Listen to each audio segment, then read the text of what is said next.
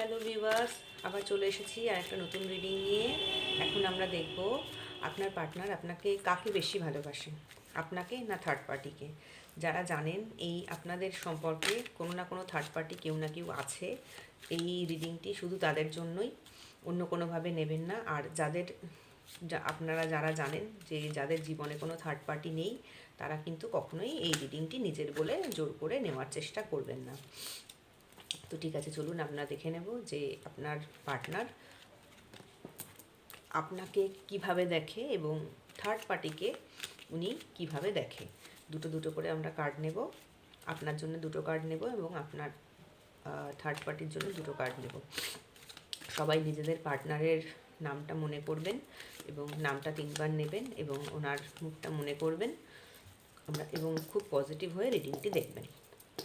Thank you universe, thank you Archangel Michael, please help me and guide me. Thank you universe, thank you Archangel Michael, please help me and guide me. Thank you universe, thank you Archangel Michael, please help me and guide me. Please help me and guide me. Please help me and guide me.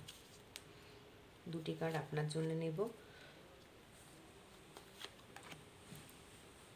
এবং দুটো card আপনার পার্টনারের জন্য, আপনার third পার্টির জন্য নেব।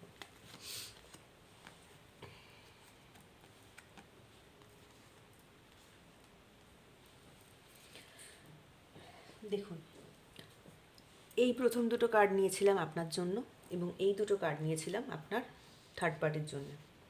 এখানে দেখুন, আপনার পার্টনার,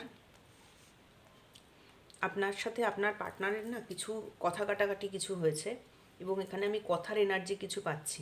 হয়তো আপনি এমন কোনো সত্যি কথা আপনার পার্টনারকে বলে দিয়েছেন যেটা আপনার পার্টনার সহ্য করতে পারছে না।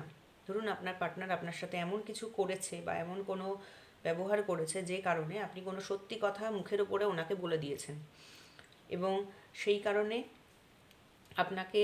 উনি কিন্তু নিজে একটু স্টাক হয়ে আছেন। ঠিক আছে, উনি কিন্তু নিজে একদম স্টাক হয়ে আছেন, মানে উনি ডিসিশন নিতে পারছেন না যে এখন উনি কি করবেন। মানে যেহেতু আপনি সত্যি কথাটা মুখের ওপরে একদম বলে দিয়েছেন, তো সেই কারণে উনি না নিজের ডিসিশন নিতে ঠিক করে পারছেন আর কি, যে কি করব কি বলবো, মানে আপনাকে আবার কন্ট্যাক্ট করবে কি করবে না, বা কিভাবে আপনার সাথে, মানে উনি কিভাবে নিজের মুখ আপনার সামনে দেখাবে সেটা না উনি ঠিক বুঝতে পারছেন না।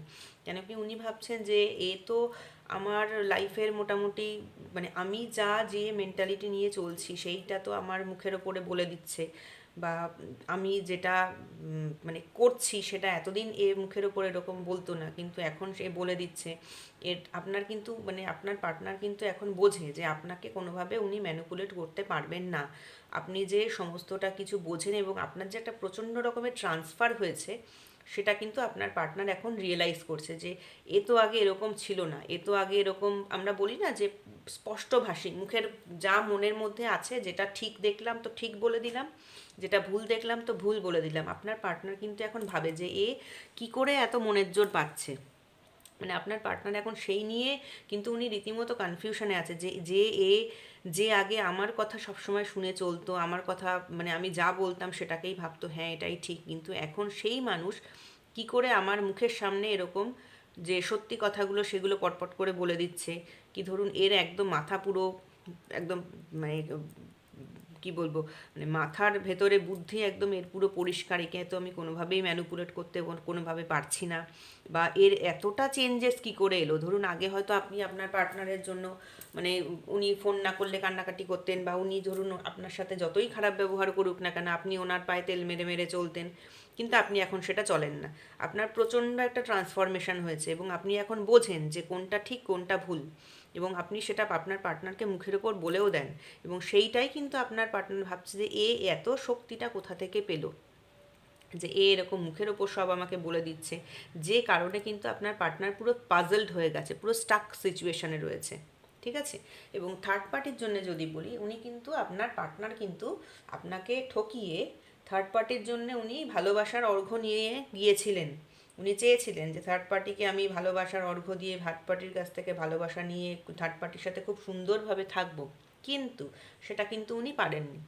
থার্ড পার্টির সাথে থার্ড পার্টি ওনাকে কিছু তো বলেছে, কিছু করেছে, এমন কোনো ব্যবহার করেছে যে উনি কিন্তু থার্ড পার্টির কাছে গিয়ে উনি বুঝতে পেরেছেন যে আমি ভুল করেছি, এবং আজকে কিন্তু ওনার সেই 3 অফ সোয়ার্ডস, মানে ওনার কিন্তু উনি বুঝতে পারছেন যে আমি কি ভুলটা করেছি থার্ড পার্টির কাছে গিয়ে, আপনাকে ছেড়ে দিয়ে থার্ড পার্টির কাছে গিয়ে উনি কিন্তু এখন কিন্তু উনি মোটেই ভালো নেই এবং প্রচণ্ড কষ্টে আছে। এবং হয়তো আপনি এখন জেনেও গেছেন যে আপনাকে মিথ্যে কথা বলে থার্ড পার্টির কাছে গেছিলো, সেটা হয়তো আপনি ওনাকে জানিয়েও দিয়েছেন যে তুমি আমাকে মিথ্যে কথা বলে থার্ড পার্টির কাছে গেছিলে।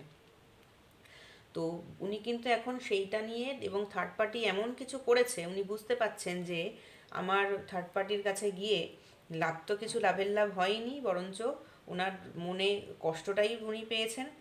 থার্ড পার্টি হয়তো ওনাকে চিট করেছে, বা থার্ড পার্টি হয়তো ওনাকে চারটে কথা শুনিয়েছে, বা এমন কোনো ব্যবহার করেছে, মানে আপনি আগে যেরকমভাবে ওনার সাথে ভালোবাসতেন, ব্যবহার করতেন, থার্ড পার্টি অবশ্যই সেটা করেনি। উনি কিন্তু থার্ড পার্টির কাছে খুব ভালোবাসার অর্ঘ্য নিয়ে গেছিলেন যে দেখো আমি তোমাকে কত ভালোবাসি, আমি তোমাকে, তোমার সাথে আমি থাকতে চাই, আমি সবাইকে ছেড়ে এসেছি, আমি এরকম একটা তোমাকে খুব ফ্রুটফুল একটা কিছু, মানে অ্যাবান্ডান্ট একটা কিছু লাইফ দেব।